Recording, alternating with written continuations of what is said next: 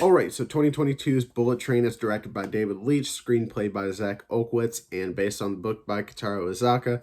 Stars Brad Pitt as Ladybug. We also have Aaron Taylor Johnson as Tangerine, Brian Tyree Henry as Lemon, Joey King as Prince, Bad Bunny as Wolf, Michael Koji as Kimura, and Hiroyuki Sanada as the Elder. Also got Logan Lerman in there as the son. And that is all the cast members I will talk about here, because the rest of them I would say are kind of spoilers. So if you don't want any spoilers for this movie going in, I highly recommend you do not look up the cast, because let's just say there's certain celebrity cameos in here that you might not want spoiled. Some of them are in the trailers, but I won't mention them in case you haven't seen those trailers. So yeah, for those of you who don't want that, just please don't look up that cast like I did. Yeah, a little fair warning right off the bat. But if you don't know what this movie is about, basically you have Ladybug, played by Brad Pitt, who gets sent on this mission to get on a bullet train, grab a briefcase, get off, and that's that. And things start to go wrong when he realizes he's not the only one on there looking for the briefcase, and also there might be a few people after him, as well as people after the other people on the train that are after him. Basically, everybody's after each other. Essentially, in this movie, everybody's at each other's throats, and it's fun for sure. And as I'm describing it, it sounds like a crazy hodgepodge of characters just trying to kill each other. In a way, it kind of is, but the way they tie it all together by the end of the movie just makes it seem really, for the most part, not super tight, but a pretty tight film. The way that the story just takes you through everything, and the way it all comes together at the end, I thought worked quite well. Yeah, the action in this film I thought was fantastic. The comedy in this film was fantastic. And there's even a little bit of mystery to this movie. As I said, there were certain actors that were spoiled for me. Do not look up that cast. But yeah, there's certain surprises when you're trying to figure out who a certain character is. There's other surprises when it comes to, obviously, like I said, the way that everything ties together. That would obviously be a big spoiler there. So yeah, there's really a lot to like about this movie, but I'm gonna actually say some things I don't like about this movie right now. And that is, I don't want to say I don't like it, but Brad Pitt in this movie, his character is a little dumb and a little annoying at times. And he's supposed to be the main character, obviously. Like, this is Brad Pitt's movie, but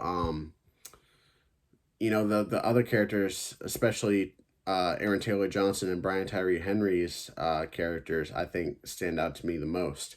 It's the supporting characters in here, and the quote unquote villains that actually carry this movie for me, honestly. Which isn't necessarily a complaint, but just from I don't know, just from my perspective, the main character is the one that you should care most about, and I really didn't. So, yeah, let's talk about Aaron Taylor Johnson and Brian Tyree Henry as Tangerine and Lemon in this movie. I will say I like Lemon more than Tangerine, but I love them both equally for the most part.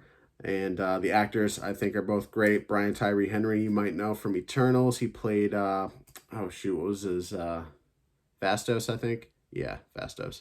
He was also Paperboy on Atlanta. I love him on Atlanta, and also I liked him a lot in Eternals, even though I didn't like that movie too much. In here, especially, probably one of my favorite actors now from this movie alone. His character was both hilarious and just made you kind of be like, "Aw, you kind of gotta love him," even though he's kind of a murderer. But yeah, Tangerine, he's a little more. I wouldn't say that Lemon's soft, but Tangerine is a little more stern, a little more angry. And Aaron Taylor Johnson, I think he was really great in this film. Really great casting choice there. A couple characters here, I'll say, if you're looking forward to these characters, they're not really in it a whole lot. Bad Bunny and Logan Lerman as Wolf and the Sun. I kind of wanted a little more from Logan Lerman. In the trailers, there are some certain spoilers that you see there, so I mean, if you've seen the trailers, you kind of know going into it, which sucks. The trailers definitely gave way too much away, especially in the second one. So do yourself a favor and maybe just don't watch those. But yeah, the biggest spoiler I'll give here is that those two characters don't really have a whole lot of screen time, which is a little disappointing. I mean, Logan Lerman, like I said, I would have liked to see more from him, but also Bad Bunny. I haven't seen him act before, as far as I know, so I wanted to see a little bit more from him. I kind of liked him in here. I thought he was pretty good. I've never really listened to any of his music, but maybe I'll have to check it out at some point. But yeah, I think he's going to be in some sort of Sony Spider-Verse movie going forward. Maybe playing some sort of like Spider-Man version of a wrestler or something like that. I don't know. Um, but yeah, I'm excited to see what he does going forward because he seems to be pretty good. Um, but yeah, Kimura, played by Andrew Koji and Hiroyuki Sanada, the Elder. They're kind of at the forefront of this film. The film opens up with, kind of telling you a little bit about their situation. So it definitely sets a weird tone because it's kind of dark at first. And then you kind of get into this funny, like Brad Pitt walking around Tokyo or whatever. I'm pretty sure it's Tokyo where they are. But yeah, I don't know. The tone's there. I mean, with the opening, and then, I mean, you really got to set a tone for the kind of movie that you're doing. And I think they set the tone all right because the story going on with those characters are it's kind of the backbone of this movie. So I don't know. It makes sense, but at the same time, the tone just completely shifted after that. So I was like, I don't know how I feel about what just happened there, but okay.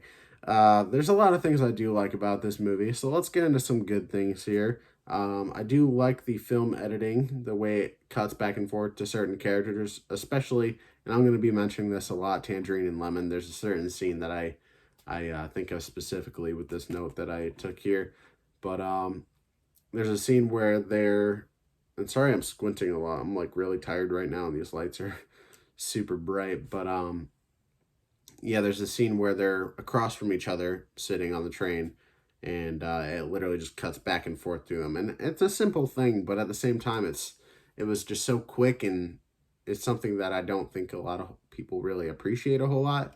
And when I saw it, I was just like, "Ooh, I love that shot." There was another time in here. I don't remember exactly what time. I'll have to watch it again at some point.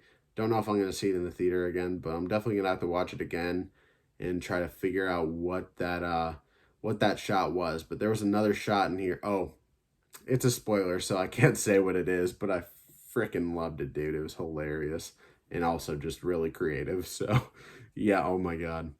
Just thinking about it now, it's like one of my favorite parts of the movie. But yeah, the film editing in here I thought was really clean, really crisp, super quick, fast paced, and it really worked well for the film because you're in a bullet train, for fuck's sake.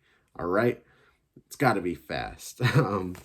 Yeah, speaking of the bullet train, one more complaint that I'll give here, and then I'll get into some more praises, I guess you could say, is there's characters in here that are literally like running on top and trying to hold on to the train as it's going like 200, 300 miles per hour. I'm just like, I call bullshit, but it's kind of the movie that they're in. In a way, it's a bit of a parody of the modern action flick, but um, at the same time, I think it does its own thing entirely. So yeah, just a little complaint there, honestly. But yeah, I also really like the usage of the vibrant colors in here, specifically the blues and the reds. I just think that it makes for a very unique looking atmosphere. So yeah, I like a lot of the vibrant colors. It makes it a lot more fun. It makes it pop more and makes it very visually pleasing. Let me turn my page here. I think I already said this, but I loved how everything tied together by the end. The things that seemed crazy and outlandish and just wild and wacky at first actually made sense by the end. So I appreciate that. Um, I'm pretty sure I already said this too. Brad Pitt isn't the main, or he's the main character, but he isn't the best one. Tangerine and Lemon, obviously, those are my dudes.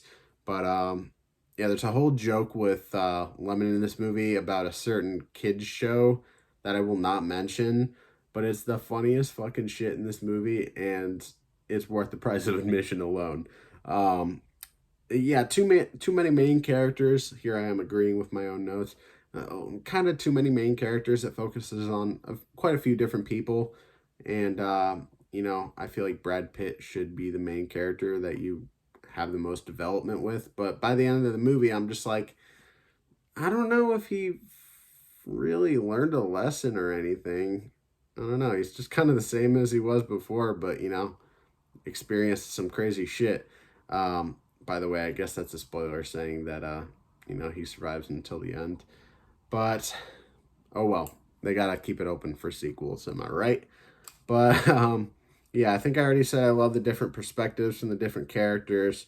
Um, oh, Tangerine at times, Aaron Taylor Johnson's character, with the accent that he was doing, kind of reminded me of Tim Roth in Pulp Fiction, especially when he would like go off about something like, Tim Roth in Pulp Fiction, he was going off about, robbing convenience stores and whatnot and just like breaking it down. And when Tangerine in here is like breaking certain things down, I'm just like, man, you're giving me some serious Tim Roth Pulp Fiction vibes right here. But yeah, I really like Aaron Taylor Johnson here for sure. I'm excited to see him as what's his name, Craven. I don't think that movie will be perfect. Maybe it will be. I don't know.